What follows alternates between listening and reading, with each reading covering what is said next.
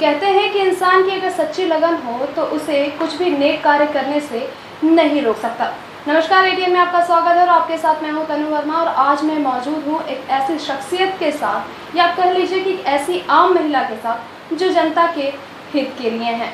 मैं अभी मौजूद हूं पटना के वार्ड नंबर 44 में, जहां पर मेरे साथ मौजूद है यहाँ की वार्ड पार्षद महिला माला सिन्हा जी। और आज हम उनसे बात करेंगे अपने इस खास कार्यक्रम में कि क्या कुछ उनके दिमाग में योजना थी और क्यों उन्होंने आखिर जनता के हित के लिए एक वार्ड पार्षद जैसे कार्य को चुना। तो सबसे पहले माला सिन्हा जी, आपका बहुत बहुत धन्यवाद जो आपने एटीएन के साथ अपना वक्त देने के लिए चुना। और आपको बहुत सारी शुभकामनाएं, क्योंकि आप वार्ड पार्षद भी हैं और चुनाव भी बहुत ही जल्द है, नज़दीक ही है और आप वापस से उसके लिए खड़ी होने वाली हैं, तो उसके लिए आपको अग्रिम शुभकामनाएं। तो चलिए शुरुआत करते हैं। और मैं जानना चाहूँगी कि आपने आरा की धरती से आप उठ के पटना में वार्ड पार्षद तक का सफ़र कैसा रहा आपके लिए? धन्यवाद। आरा में मेरा बचपन गुजरा है, लेकिन जन्म मेरा पटना में ही हुआ है, पटना के अशोक नगर में। लेकिन हमारे पापा वो रेलवे में थे, नौकरी करते थे और ईमानदारी पूर्वक काम करने की वजह से उनका हत्या किया गया। तो इस वजह से हम लोग दादा दादी के साथ गांव में रहे और वहीं के प्राथमिक विद्यालय में पढ़ाई किए। और जब मेरा शादी हुआ तो फिर से पटना में ही आ गए। और हमारे जो पति हैं सीतेश रमन जी, तो उनसे सबका बहुत उम्मीद जुड़ा रहता है और मदद भी करते हैं सबका। जो कष्ट में रहा तो देखा नहीं जाता, मदद करते हैं, सबका मदद करते हैं। तो इस तरह से सेवा करते करते हम लोग को मतलब जनता ही सुझाव दी कि आप इस तरह से काम करती हैं तो आगे बढ़िए कुछ।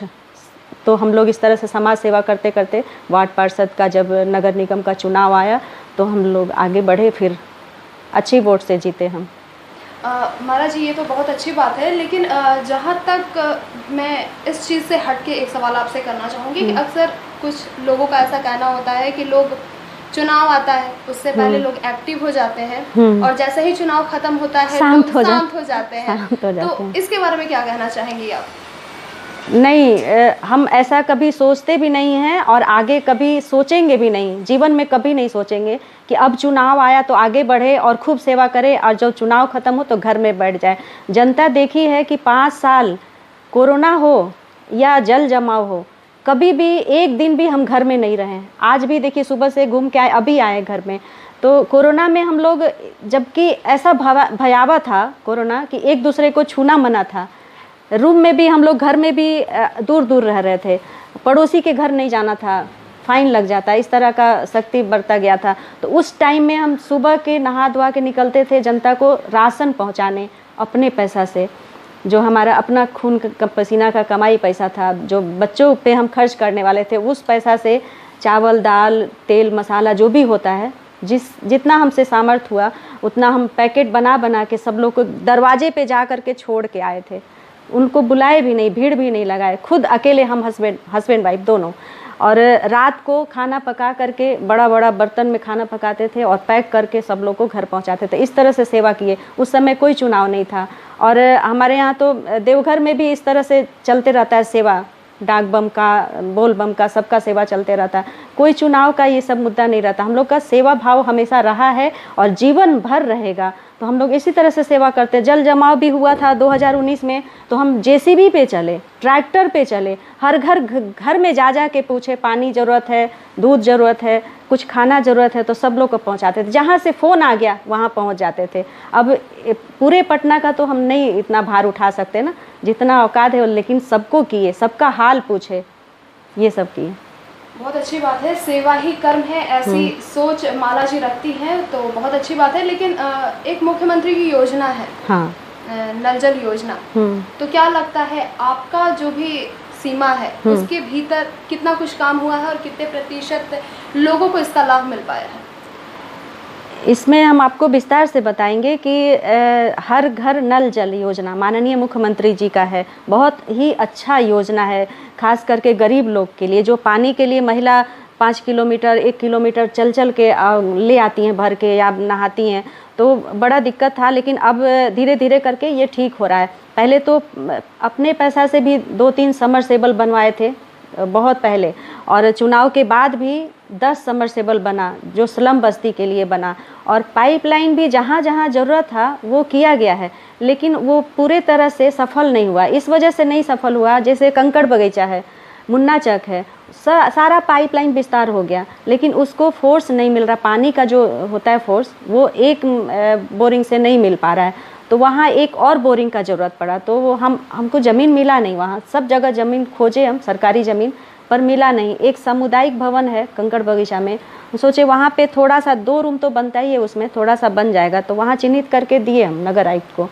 पर वहाँ के स्थानीय लोग बनाने नहीं दिया, तो इस वजह से वो पेंडिंग में पड़ा हुआ है।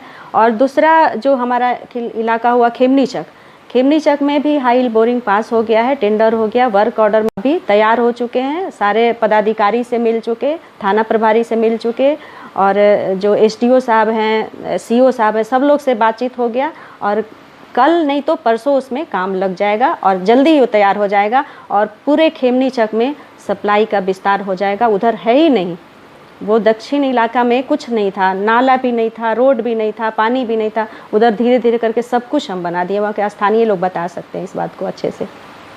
ये ठीक है, वो तो ग्राउंड लेवल पर रिपोर्टिंग करना हमारा काम जी है। यहाँ आने से पहले मुझे ज्ञात हुआ किसी पार्क के बारे में, उसके बारे में क्या बताना चाहेंगे? हाँ, पार्क है मेरे वार्ड में, बहुत सारा पार्क है। एक तो सबसे पहले प्रोफेसर कॉलोनी में पार्क था, जिसका नाम था लोहा सिंह पार्क। नाम ही सुन के अच्छा नहीं लगता था, उसमें कचरा भरा रहता था।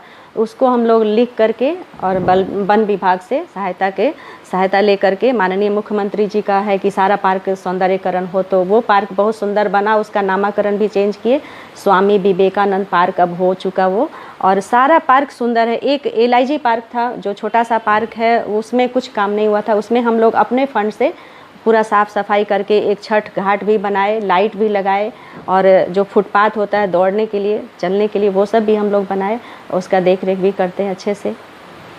बहुत बढ़िया। ये तो जो काम एक वार्ड पार्षद का होता है वो करते हैं, ठीक है, लेकिन कुछ ऐसी भी जनता होती है जो अपनी फरियाद तो सुनाना चाहती है, लेकिन वो फरियाद सुनने वाला कोई नहीं होता, तो उन लोगों के लिए आपने क्या कुछ ऐसा कोई टीम है आपके पास जो मतलब उन लोगों की फरियाद सुने, या फिर कैसे वो लोग आप तक संपर्क करें? अच्छी प्रश्न है आपकी।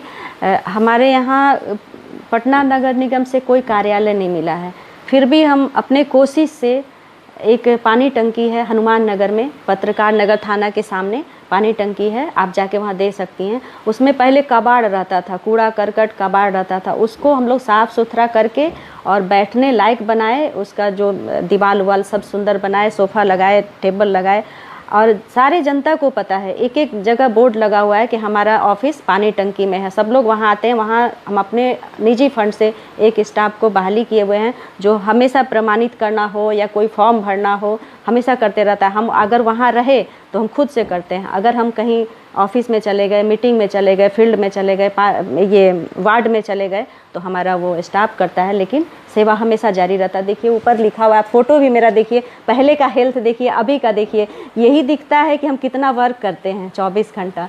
तो पहले का देखिए मेरा कितना हेल्थ वो है। तो जनता मेरी भगवान है और वार्ड मेरा मंदिर, उनसे गद्दारी हम कभी नहीं कर सकते हैं, हमेशा साफ मन से काम करते हैं, कभी कोई छल कपट नहीं।